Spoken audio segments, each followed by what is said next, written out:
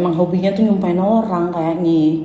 Kemarin bayinya Mbak Sandy disumpah-sumpahin, sekarang jaksa, besok siapa ya dipindeng-deng lu sumpahin. Gue sangat mengerti lo nggak bisa mengalami ini karena nggak ada motherhood di dalam diri lo, tapi at least lo punya fatherhood kan. Kalau lo bicara nggak rela, nggak ikhlas, nggak bisa maafkan, nggak ridho, terus apa kabarnya seorang ibu hamil yang tiba-tiba nih nggak tahu apa-apa nih anaknya nih bayinya dibawa-bawa ke urusan duniawi, bahkan sampai pendarahan 3 kali.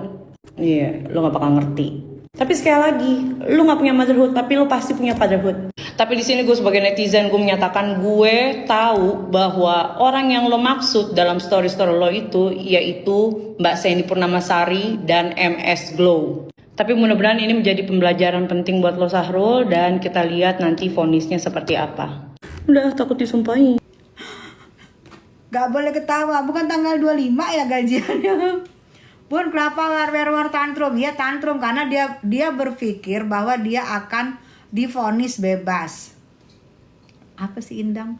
Dia berpikir akan divonis bebas ya. Jadi impian dia sudah tinggi banget bahwa dia divonis bebas. Ternyata impian dia musnah. Musnah semua hilang. Hanya mimpi-mimpi. Musnah semua mimpinya. Hilang semua. Jadi ternyata dia dituntut 5 tahun, gak terima gitu. Dia merasa ngapain gue tuntut 5 tahun, kan gue gak bersalah gitu ya kali dia merasa ya. Gitu. Ya sah-sah aja kalau dia merasa dia gak bersalah. Sah-sah aja, tapi ya boy ya jangan tantrum lah. Itu kan di ruang persidangan aja udah meminta bagaimana kalau jadikan sumpah pocong gitu. Di luar juga tantrum lagi. Jaksa dan keluarganya, awas kalau ada musibah, ingat wajah saya. Padahal belum putusan. Gimana kalau tantrumnya dia terekam jaksa, terekam JPU, terekam pengadilan, coba. Bisa-bisa 5 tahun ditambah deh. Kalau kata netizen seumur hidup. Apa yang musnah impian seorang Sahrul untuk melenggang bebas dan menangkap ikan-ikannya. Tuh musnah. Musnah impiannya untuk menangkap ikan-ikannya. Mami bisa cerita nggak kenapa dipanggil Medan? Medan itu hanya yang manggil hanya Nike. Itu kalau aku manggil Nike kan Neng. Bahasa karena dia Sunda ya. Namanya anak-anak kecil ya, nggak ngerti dulu ya. Dia manggil aku Medan karena kalau dia ke Medan ada aku, dan bahasa satu keluarga rumah aku itu kan bahasa Medan. Jadi kalau manggil aku Medan karena aku di Medan dan dia berapa kali ke Medan dan dia ketemu sama keluarga aku, semua bahasanya bahasa Medan. Sehingga aku disahkan sama dia dipanggil Medan. Jadi kalau aku dipanggil Medan aku pasti ingat nggak ada lagi yang manggil aku Medan selain dia gitu. Katesa Mariska salam kenal dari Surabaya. Iya. Raisa Smita salam kenal kembali sayang. Iya sampai nyumpain. Iya nyumpain kenapa sih? Sore bunda, sore sweetie.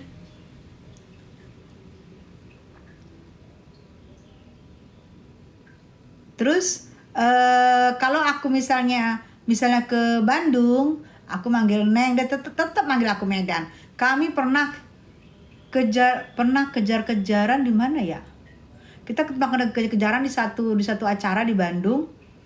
Jadi aku ke kamar mandi kelamaan, dikejar sama dia, diteriak-teriakin sama dia sampai kamar mandi. Medan, di mana lu Medan ngumpet? Aku kan di kamar mandi ya, tutup ya toiletnya ya. Diteriak-teriakin, digebrokin, Medan, di mana lu Medan ngumpet? Padahal gue sengaja. Maklum ya saya namanya juga gue anak kampung ya kan. Gue ngumpet di kamar mandi, diteriakin, dikejar-kejar. Salam Kakak Rizka, saya dari Padang. Hai Padang, apa kabarnya?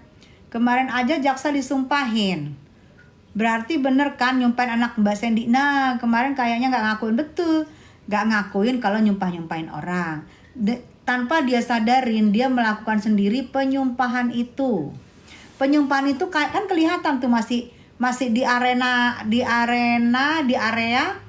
persidangan. Masih di sampingnya itu yang jendela-jendela gitu. Itu kan masih di area persidangan sudah nyumpahin. Kan katanya nggak nyumpahin, tapi itu aja jaksa aja bekerja sesuai SOP, ya kan? Masih disumpahin. Tuh, jadi gimana orang nggak yakin kalau lu tuh nyumpain anaknya Mbak Sandy gitu. Cian dia jago kandang, ha? Ayam kokok, ayam jago kali. Pak Pitra downgrade. Nah, ingat nggak Good Day? Waktu itu, masalah Vina, pengacaranya kan pernah bilang, kan waktu itu minta sumpah pocong kan? Kata pengacaranya nggak bisa.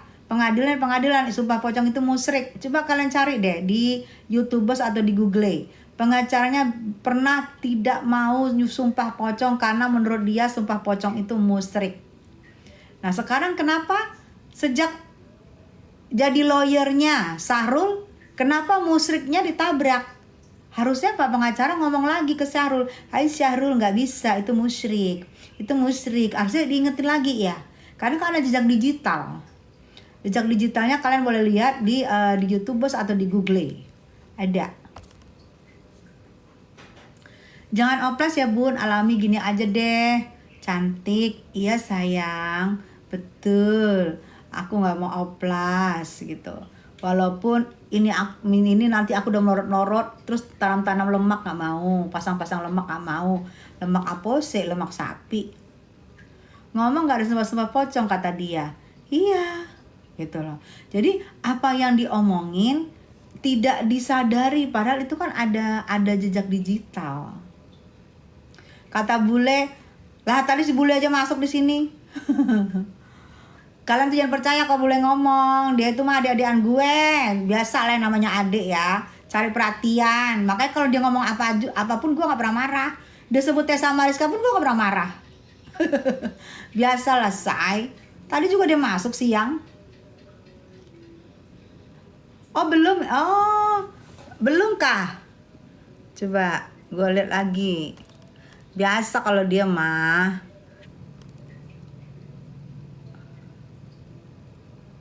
Gitu.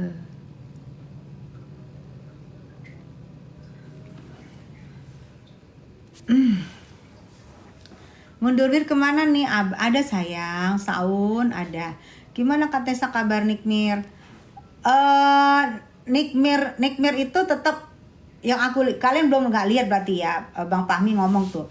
Nikmir itu tetap dia memperhatikan anak-anaknya. Jadi komunikasi Nikmir sama anak-anaknya itu mau sama Laura, mau Aska, mau Arkana itu melalui Teh Ati ya, melalui Teh Ati.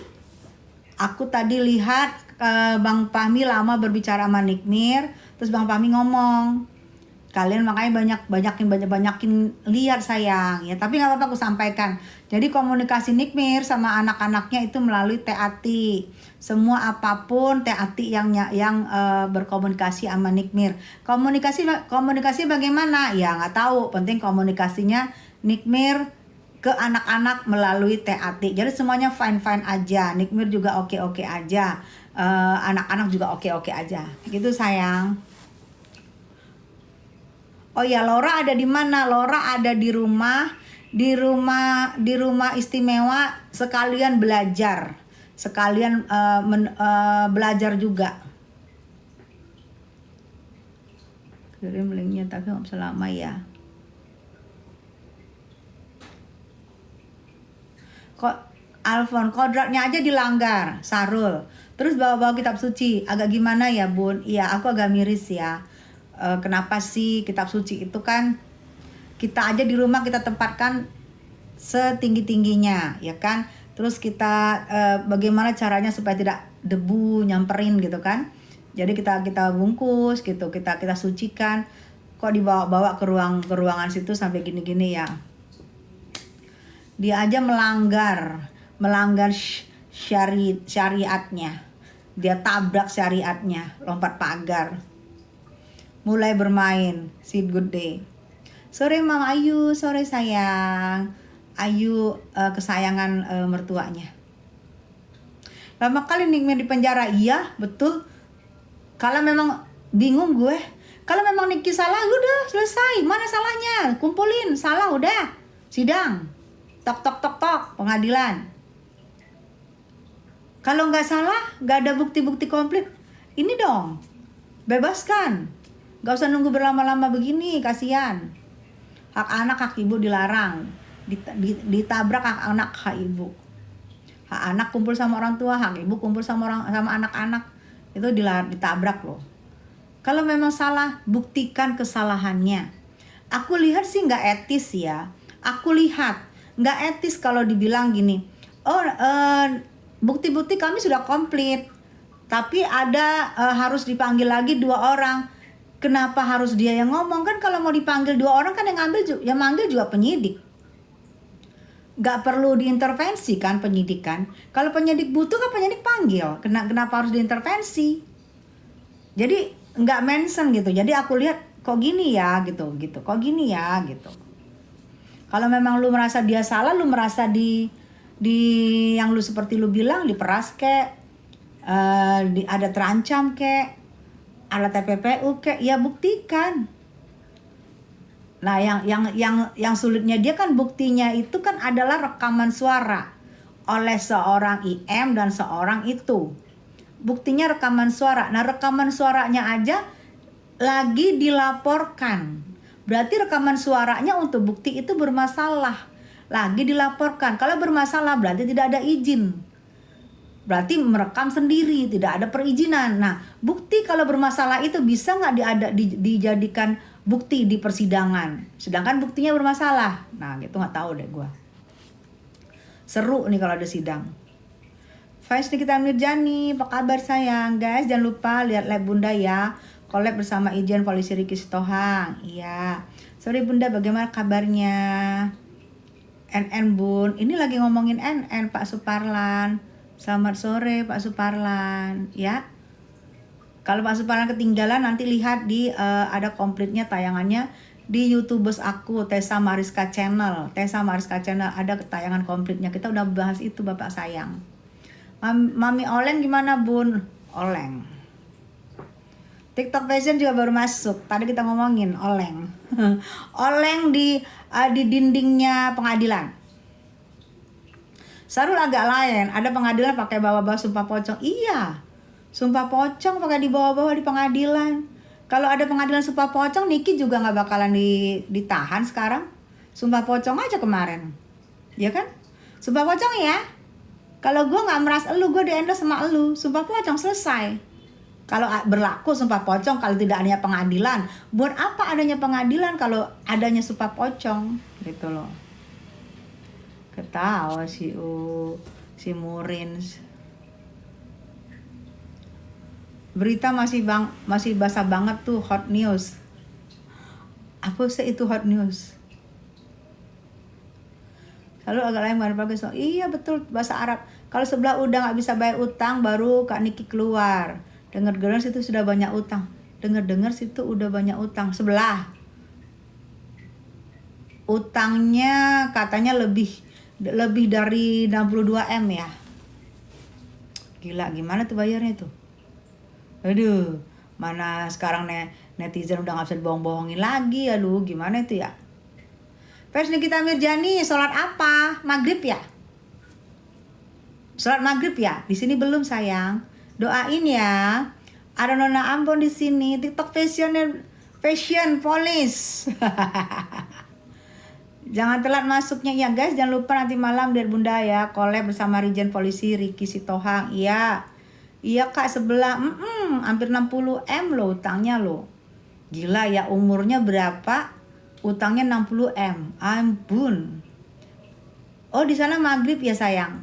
Iya. Jangan nambah-nambahin ya fans. 3 rakaat aja maghrib, jangan nambah-nambah. Bolehlah ba'da 2. Habis itu balik. Awal kehancuran si SSSSSS Bun.